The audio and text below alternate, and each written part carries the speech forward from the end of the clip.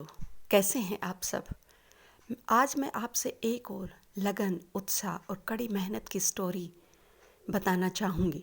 यह स्टोरी है किसी और की नहीं, भारत की राष्ट्रीय हॉकी टीम की कप्तान रानी रामपाल की, जिसे सुनकर आपका रुआ रुआ ना उठे तो कह देना, क्योंकि ये वो शख्सियत है जिन्होंने संघर्ष की राह अपनाकर वो सब हासिल किया है जो हम और आप शायद सोच भी ना सकें।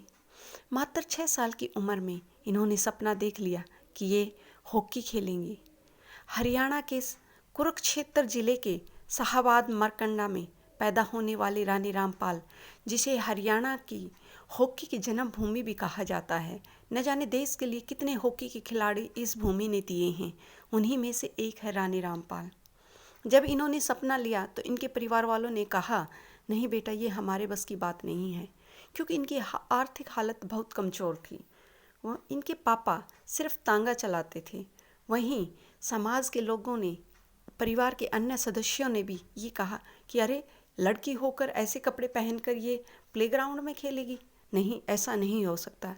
लेकिन इनकी जिद के सामने इनके परिवार को झुकना पड़ा और ये उस हॉकी ग्राउंड में पहुंची जहां पर एक कोच थे, इनके कोच बलदेव सर, जो इतने अधिक डिसिप्लिन पर्सन थे ना कि उन्हें अगर आप 2 मिनट भी देर हो गए तो बड़ी से बड़ी सज़ा देने से वो कतराते नहीं थे।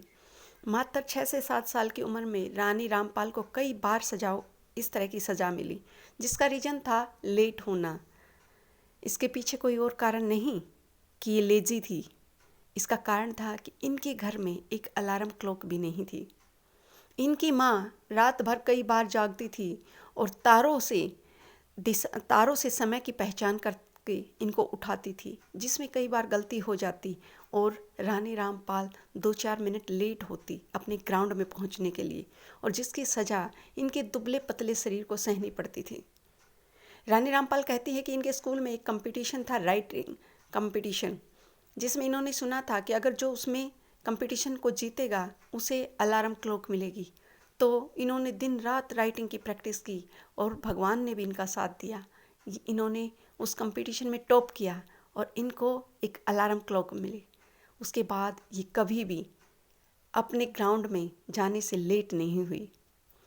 एक और घटना ये शेयर करती हैं कि इनके सर कहते थे कि हर बच्चा ग्राउंड में 500 मिलीलीटर दूध पिएगा उनके सामने, और इनके घर के हालात इतने नहीं थे कि इन्हें इतना दूध मिले।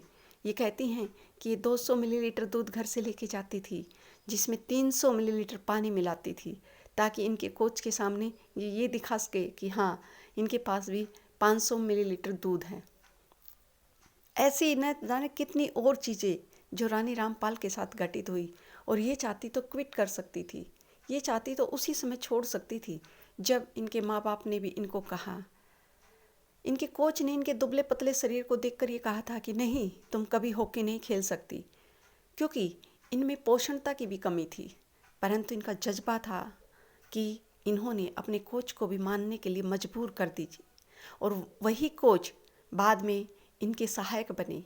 उन्होंने कई तरह की इनकी सहायता की। मात्र 15 साल की उम्र में भारतीय हॉकी टीम का सदस्य बनी रानी रामपाल विश्व हॉकी चैंपियनशिप में खेलने वाली सबसे युवा खिलाड़ी भी बनी।